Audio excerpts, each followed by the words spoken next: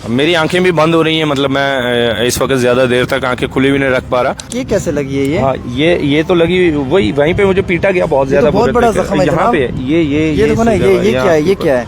ये तो इतनी सूजिश है इसके ऊपर। एक पार्टिकुलर पार्टी की आइडियोलॉजी को फॉलो करते हैं, तो उसी बुनियाद पे मुझे पीटा गया। अदरवाइज तो मैं उन लोगों को जाती तौर पे आज तक मैंने उनको कभी देखा ही नहीं, मैं उनके नाम तक नहीं जानता। सीसीटीवी फुटेज के मुताबिक एक काले कपड़ों वाला शख्स इनको गाइड कर रहा था कहीं ले जाने के लिए। उसके बाद इनके फोन बंद आए। जैसे डिप्टी चीफ मिनिस्टर साहब वहाँ गए थे, उन्होंने वादा भी किया और मीडिया के सामने वादा किया था कि जुडिशल प्रोब होगी, लेकिन आज तक नहीं हुई। और उसका आप खामियाजा ये भुगत रहे हैं हम कि तीसरी डेड बॉडी भी हमें मिली। जब मैं 1 महीना वहाँ पे कंटिन्यूसली बैठा रहा तो डेड बॉडी नहीं मिली। कल जब पुलिस को पता चला कि मैं जम्मू में तारीख देने जा रहा हूँ और जम्मू निकला तो आज ही डेड बॉडी मिल गई। और यहीं पे मुझ पे भी अटैक हुआ, मुझे यहाँ पे एंगेज कर लिया गया, वहाँ पे डेड बॉडी दे दी गई। एक वकील उनमें से जिसके माथे पे एक टीका था, उस शख्स ने मुझे गाली दी और बाजू से पकड़ के खींचा अपनी तरफ। कुलगाम के गुजर बकरवाल नौजवान की आज लाश बरामद हुई है। कम और पेश 55 डेज बताया जा रहा है। ये वो तीनों नौजवान थे जो एक लंबे अरसे से लापता थे। आज तालिब हुसैन पे जो है वो जम्मू के अंदर कोर्ट में एक अटैक भी हुआ है। इनके जो बयानात हैं उनके मुताबिक कई सारे अहम तरीन मुद्दे हैं जिन पे चर्चा होनी इंतहाई बहुत ज़रूरी है। और इसके लिए ट्राइबल एक्टिविस्ट तालिब हुसैन जी से हम बात करेंगे, जो एक लंबे अरसे से गुजर बकरवालों की लड़ाई लड़ रहे हैं और बड़े वसूख से ये कहना चाहूँगा मैं कि बड़े राइट और लीगल वे में लड़ रहे हैं। ये बहुत बहुत शुक्रिया तालिब जी वक्त देने के लिए। 55 डेज़ के बाद एक नौजवान की और लाश मिली है। कुल मिला के तीनों नौजवानों की लाश मिल चुकी हैं। जुडिशल प्रोब अभी तक नहीं हुआ है। डिमांड आप लोगों ने की, प्रोटेस्ट आप लोगों ने किया, क्या फ़ायदा मिला? आमिर भाई बहुत बहुत शुक्रिया। अब फ़ायदे नुकसानात के लिए तो कभी नहीं लड़ा हमने। अब होता ये है कि तवक्को रहती है कि चलें चुनी हुई सरकार है तो इसमें कुछ ना कुछ, अगर 100% इंसाफ नहीं तो 50% उस तरफ चीज़ें बढ़ेंगी। लेकिन बदकिस्मती से वो रिवर्स गियर लगा। और जैसे डिप्टी चीफ मिनिस्टर साहब वहाँ गए थे, उन्होंने वादा भी किया और मीडिया के सामने वादा किया था कि जुडिशल प्रोब होगी, लेकिन आज तक नहीं हुई। और उसका आप खामियाजा ये भुगत रहे हैं हम कि तीसरी डेड बॉडी भी हमें मिली। अगर जुडिशल प्रोब हो गई होती तो शायद ये नौजवान हमें जिंदा भी मिल जाता, लेकिन अब सरकार ने नहीं। नौजवान लापता कैसे हुए? इनकी लाशें मिल रही हैं, क्या मामला है? हमें मालूम नहीं चल रहा है कि इनकी मौत कैसे हुई है, काज क्या है? ये 3 लोग जो हैं शादी में, 2 सगे भाई और एक इनका पफेरा भाई, ये 3 लोग शादी में गए। हाँ। और मीर बाजार एक नाम जगह है अनंतनाग के चौक से थोड़ा पीछे, तो वहाँ से ये शाम के 5 बजे के बाद गायब हुए। और सीसीटीवी फुटेज के मुताबिक एक काले कपड़ों वाला शख्स इनको गाइड कर रहा था कहीं ले जाने के लिए। उसके बाद इनके फ़ोन बंद आए। उसके बाद इन्होंने फैमिलीज़ ने ढूंढना शुरू किया, पुलिस में कंप्लेंट की। फिर उसके बाद 10 चीज़ें आई, पुलिस ने इनको ही हरास करना शुरू किया। और बिल आखिर फिर आप देखते हैं कि पहली डेड बॉडी मिलती है, फिर उसके पास 4-5 दिन बाद दूसरी मिलती है। और आज जब मैं 1 महीना वहाँ पे कंटिन्यूसली बैठा रहा तो डेड बॉडी नहीं मिली। कल जब पुलिस को पता चला कि मैं जम्मू में तारीख देने जा रहा हूँ और जम्मू निकला तो आज ही डेड बॉडी मिल गई। और यहीं पे मुझ पे भी अटैक हुआ और मुझे यहाँ पे एंगेज कर लिया गया, वहाँ पे डेड बॉडी दे दी गई। अटैक ये है आमिर साहब की मैं आज मेरी तारीख थी कोर्ट में और मैं जैसे अदालत में मेन दरवाज़ा अदालत का मैंने एंटर किया तो कुछ वकला मुझे फॉलो कर रहे थे। और जैसे मैं अंदर गया हूँ जज साहब के पास, मेरे वकील साहब जो थे वो नहीं पहुँचे थे। और मेरा नाम जब बोला गया तो उसके बाद जज साहब ने मुझे पूछा कि आपके वकील कहाँ हैं। तो मैं उसी केस के बारे में कोई सबमिशन कर रहा था जज साहब से कि इन बिटवीन वो एक वकील उनमें से जिसके माथे पे एक टीका था, उस शख्स ने मुझे गाली दी और बाजू से पकड़ के खींचा अपनी तरफ। तो गाली गलौज करने लगा कि तू बहुत लीडर बनता है। तो बहरहाल फिर मैंने उससे कोई बात ना करके मैंने जज साहब से गुहार लगाई। लगी हुई है आपकी? हाँ, ये मेरी ये लाल ये कैसे लगी है ये? हाँ, ये तो लगी वही, वहीं पे मुझे पीटा गया बहुत ज्यादा। बहुत बड़ा जख्म है यहाँ पे। ये देखो ना, ये क्या है, ये क्या है? ये तो इतनी सूजिश है इसके ऊपर। मेरी आंखें भी बंद हो रही हैं, मतलब मैं इस वक्त ज्यादा देर तक आंखें खुली भी नहीं रख पा रहा। तो फिर मुझे वहाँ पे बहुत ज़दुकोप किया गया। और हैरान कुन बात है कि यही वकील हैं जिनको इंसान अपने मर्डर के बारे में सगे भाई को नहीं बताता, एक वकील को बताता है। और यही वकील हैं जिनमें राम जेठमलानी साहब थे, जिनमें कपिल सिब्बल साहब हैं, या इंदिरा जयसिंह साहिबा जैसे नेक लोग भी हैं। और यहाँ जम्मू हाई कोर्ट के कश्मीर के अंदर भी बेशुमार अच्छे लोग हैं, मेजोरिटी अच्छी है। लेकिन बीच में कुछ लोग जो हैं वो उनकी मंशा और उनकी पॉलिटिक्स कोई डिफरेंट है और एक पार्टिकुलर पार्टी की आइडियोलॉजी को फॉलो करते हैं, तो उसी बुनियाद पर मुझे पीटा गया। अदरवाइज तो मैं उन लोगों को ज़ाती तौर पे आज तक मैंने उनको कभी देखा ही नहीं, मैं उनके नाम तक नहीं जानता। और हैरानकुन बात है कि इंसान जब भी दहशत ज़दा होता है किसी भी जालिम से तो वो भाग के पुलिस से, किसी और फोर्स से, मगर किसी आपकी तो बुरी हालत है, मुझे तो रोना आ रहा है। मैं देख रहा हूँ ये आंख पे आपके पूरा जो है वर्म है, यहाँ से चेहरे आपका लाल हुआ है, ये तो बड़ी लगी हुई है आपको। अब क्या कर सकते हैं आमिर साहब, मसला यही है कि इंसान जब भी दहशत ज़दा होता है तो भाग के जज साहब के पास जाता है कि वो हमें बचा लेगा। तो जज साहब के सामने ही आपको लोग मारने लगे जान से, तो हैरानकुन है। मेरे लिए परेशानी का मामला ये है कि मैं जैसे ही कोर्ट से निकला हूँ उसके बाद मुझे एक कमरे में बंद रखा काफ़ी टाइम के लिए, फिर उसके बाद छोड़ा गया।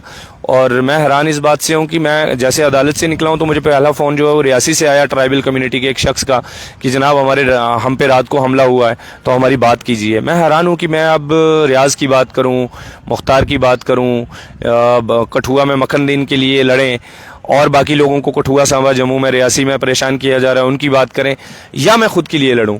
और दूसरी हैरानकुन बात यह है कि मेरे पे आमिर साहब, आपको पता है कि मैं जब कॉलेज में था तब से बात कर रहा हूँ लोगों की, तो कपवाड़ा से लेके कोकरनाग और कोकरनाग से लखनपुर तक मेरे पे जहाँ पे भी मैंने ऊंची आवाज़ में बात की थी FIR लगी हुई है। तो मुझे कोर्ट पे, अदालतों पे यकीन है मैं बरी हूँगा इंशाल्लाह, लेकिन मैं कब बरी तो तब हूँगा ना जब अदालतों पे टाइमली पहुँचूंगा और जाके अपने आप को साबित कर पाऊंगा कि मैं बेगुनाह हूँ। तो जब अदालतों में ही हमले होने लगे, जम्मू जैसी अदालत में जहाँ पे लोग सारे उम्मीद लेके आते हैं, सांबा में इंसाफ नहीं होता तो जम्मू पहुँचते हैं, तो जम्मू में मेरी जान नहीं बच रही तो मैं सांबा में और कठुआ में जाके कैसे अपने आप को प्लीड करूंगा, ये मेरी समझ से बाहर है और ये मेरे साथ ही नहीं है। मैं अच्छा तालिब साहब, 55 डेज के बाद आज लाश मिली है, अब आखिरी रस्मात को अंजाम भी देना है, ये लाश कहाँ से मिली है? वो सेम उसी जगह से आमिर भाई, मेरे भी फोन पे ही बात, नाले में से? हाँ उसी जगह से जहाँ पे पहली 2 डेड बॉडीज दी थी वहीं से तीसरी भी दे दी आज। और हुकूमत ने कुछ किया सर इसमें? आपके सामने है, हुकूमत ने कुछ किया होता तो ये लड़का जिंदा बच गया होता, और हुकूमत ने कुछ किया होता तो आज मुझे अदालत के अंदर, भरी अदालत के अंदर वकीलों की मौजूदगी में जज साहब के सामने नहीं पीटा जाता। और जुडिशल प्रोब नहीं की। जिस DSP ने लात मारी थी किसी पे कोई कार्रवाई नहीं है, फिलहाल कोई नहीं है, कुछ भी नहीं। इतना प्रोटेस्ट किया आपने, दिन रात आप वहाँ पे बैठे, इस कौम के लिए इतनी लड़ाई लड़ी, जद्दोजहद किया, अगर मैं आपसे पूछूं कि इतना सब करने का, जो फिर आप बोलेंगे कि फ़ायदे नुकसान की बात नहीं है, लेकिन इतना सब करने के बाद भी क्या आपको इंसाफ मिला? इंसाफ तो नहीं मिला, लेकिन इस मुल्क की अदालत, अपने सबसे पहले तो अपने रब की ज़ात पे उम्मीद है इंशाल्लाह, नाउमीदी कुफर है। दूसरी बात है इस मुल्क की अदालतों पे यकीन है, तो लड़ेंगे इंशाल्लाह। और सारी लड़ाइयाँ जो हैं वो जीतने के लिए ही नहीं लड़ी जाती, बल्कि इसलिए भी लड़ी जाती हैं कि हम जिंदा हैं और जिंदा होने की निशानी बताएं, ताकि आने वाले वक्त में हमारे बाकी लोगों को ना मारा जाए। और कसूर क्या है जनाब इस कौम का? कसूर इस कौम के 2 हैं बहुत बड़े। एक तो ये रडार पे है, और रडार पे इसलिए कि यहाँ पे कुछ बहुत बड़ा खेल होने वाला है आने वाले कुछ सालों के अंदर जम्मू के अंदर। अल्लाह न करे उस तरह की चीज़ें, जैसे कल चंद्र प्रकाश गंगा साहब ने कहा कि ये ट्राइबल कम्युनिटी पाकिस्तान से हथियार लाती है और जम्मू की अजलाओं के अंदर हमले करवाती है। उन्होंने ऑन रिकॉर्ड बोल रहा है, मैं झूठ नहीं बोल रहा। बीजेपी के लीडर, बीजेपी के चंद्र प्रकाश गंगा साहब, एक्स मिनिस्टर ने कहा। तो इसके पीछे एक बहुत बड़ी मंशा, कोई बहुत बड़े दंगे, कोई बहुत बड़े लोगों के प्लान की प्रोग्राम है, मुझे जो जहां तक लगता है। दूसरा इनका कसूर है कि ये यतीम है सियासी तौर पे, इनकी बात करने वाला कोई नहीं है, इजिली टारगेट हो जाता है। जो आपने एक बहुत बड़ा जिंदगी जिरगा जिंदगी करवाया था सर, उसका क्या फ़ायदा मिला? और फिर उस पर सवालिया निशान भी खड़े हुए कि ये PDP का एक प्लेटफॉर्म था जहाँ पे PDP के लोग आए जिन्होंने स्पीच दी और पार्टिकुलरली एक ही टारगेट किया, एक ही लीडर मियाँ अल्ताफ़ को, उसके ख़िलाफ़ ये सारा प्रोपोगंडा उस स्टेज से करवाया गया। हालांकि इस जिरगे के बाद कोई भी डायरेक्शन ऐसी नहीं दी गई आगे की फ्यूचर प्लानिंग के लिए जिससे ये साबित हो कि इस जिरगे से लोगों को फ़ायदा पहुंचा। सिर्फ एक स्टेज बनाया गया जहां पे कुछ नेता लोग आए, कुछ एक्टिविस्ट आए और पार्टिकुलर एक ही लीडर को टारगेट किया गया। कितनी सदाकत है, कितनी सच्चाई है इसमें? आमिर भाई, सबसे पहली बात तो ये है कि मैं आपके चैनल के ज़रिए से ये बता दूं कि जनाब मियाँ अल्ताफ़ साहब मेरे पीर हैं, उनके वालिद साहब से मैं बैत हूँ। मियाँ साहब से मेरी कोई ज़ाती रंजिश नहीं है। मेरा लड़ना, मेरा रोना ये है कि मखनदीन भाई की पार्लियामेंट ऑफ इंडिया के अंदर बात होनी चाहिए थी। उनका नाम एक बार लिया होता तो कठुआ में सिर्फ बिलावर तहसील से 40 लोगों को फेक केसेस के अंदर बंद है, वो नहीं होते। आज 2 साल का बच्चा जेल में है, वो नहीं जाता। आज ये हम पे हमले हो रहे हैं, ये देवसर के अंदर बच्चों का नाम लिया होता तो इनकी जान बच जाती, ये तीसरा एक तो बच ही जाता। मेरी गुजारिश सिर्फ इतनी सी है कि मियाँ साहब पीर अपनी जगह हैं, वो है, लेकिन एक मेंबर पार्लियामेंट भी हैं, इसलिए हम उनसे सवाल करते हैं। और ये सवाल करना मुझे मुल्क के कानून ने और मेरे मजहब ने मुझे सिखाया है, ये सवाल मैं करता रहूंगा। जहां तक ताल्लुक आपने कहा जिरगा जिंदगी के अंदर आपने कोई क्लियर कट मैसेज नहीं दिया फ्यूचर के लिए, तो क्लियर कट मैसेज तो तब होता ना जब पूरी कम्युनिटी को इन्होंने आने दिया होता। कपवाड़ा के अंदर लोगों को अरेस्ट कर लिया, श्रीनगर में अरेस्ट कर लिया, पुंछ रजौरी से लोगों को रोक लिया, जम्मू के अंदर लोगों को बंद कर लिया सॉरी, बावजूद उसके भी जो लोग आए, उससे पहले मैंने एक आमिर भाई एक वीडियो बनाई अपने मेरे अकाउंट पे मौजूद है आज भी। उसमें सबसे पहले मैंने मियां साहब से बड़े एहतराम अर्ज की, फिर सारे जितने एमएलए हैं उन सबसे रिक्वेस्ट की, इंजीनियर गुलाम अली खटाना से रिक्वेस्ट की कि आइए, ये आपकी कौम है, इसको चलाइए, बचाइए इसको, और कुछ नहीं, हमें क्या कर ले, कोई नहीं आया। अच्छा, जब आया नहीं और उसके बाद जो लोग आ गए उसमें वो पीडीपी के हों, बीजेपी के हों, मैं क्या कर सकता हूं। और फिर रही बात उसमें एक और कि उसमें तो वो हमारे ठाकुर साहब भी आए हुए थे दरहाल से, जो नेशनल कॉन्फ्रेंस के हैं, वो नजर नहीं आए किसी को। उसमें तो अनवर साहब थे, अनवर साहब कौन से पीडीपी के हैं, एडवोकेट अनवर चौधरी साहब। तो ये जुल्करनैन भाई कौन से किसी जमात के साथ है। बहरहाल वो ठीक है, लोग बात करते रहेंगे सर, उससे क्या ही मसला है, हमारी लड़ाई है सर्वाइवल की। आमिर भाई मैं आपको ये बता दूं, बात लोग नोमैड्स के लिए कितना टफ है आज के टाइम में माइग्रेशन करनी एक जगह से दूसरी जगह, और पुराने वक्त को लेकर और आज के वक्त को लेकर नोमैड्स के लिए कितना मुश्किल हो गया सरवाइव करना। मैं वही बता रहा हूँ आपको। देखें, आज दुनिया के अंदर ग्रोक बन गया, आज यहाँ पे डीप सीक बना। फाइट ये है कौमों के अंदर कि चांद पे पहले कौन गया, अब कौन जाएगा। फाइट ये है कि कौन सी ऐप डेवलप हो रही है, हम क्या बनाएंगे।